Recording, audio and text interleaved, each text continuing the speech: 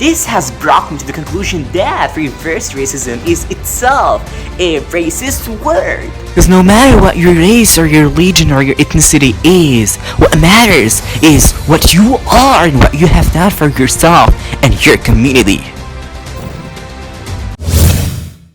Reverse racism or reverse discrimination is a form of anti-white racism or whatever. But this is wrong, since if you use that word to acknowledge that the normal racism is racism against the black people and the exception is towards the white people. But this is not the case, since the true definition of racism is the prejudice or the discrimination of a person or a group of people on the basis of their membership to a particular racial or ethnic group, typically the one who is the minority or marginalized. To blame someone for something he didn't choose it is a foolishness, an ignorance, and an unfairness. If you have to blame me for something, you couldn't blame me for being a black person, for being a white person, for being an Asian, for being a Muslim, for being a Jewish, for being a Christian. You can't blame me, for example, if I have a bad mark in an exam, if it didn't pass the exam.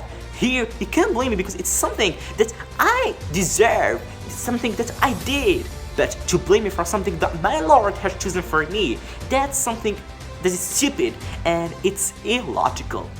People can say that we can stop some racist acts or some racist words, but we cannot stop some racist idea that exists in the mindset of some people. And that is the most important thing, because every small act, because every small word you say, it begins with an idea. And this racist idea change to a look. Someone, you look down at him and you can say a bad word to him, and you can even do something which can be a racist act. It's not easy to eradicate the ideology of racism and superiority from the mindset of some people, because it's something that is brought from the environment, from the education. This is why educating our society on the basis that we are all citizens to this country, and why not? We are all citizens of the globe, and even if our races differ, but finally we are all human beings. And just keep in mind that we don't remember people for their races or their countries. We don't remember Einstein or Indira Gandhi or Nelson Mandela because they were white, blacks or Asians, but we do remember them for their deeds and what they have achieved. Because no one, when you die, will say that we remember that man because he is black or he is white or he is Asian. But we remember you because you have done something that deserves to remember you.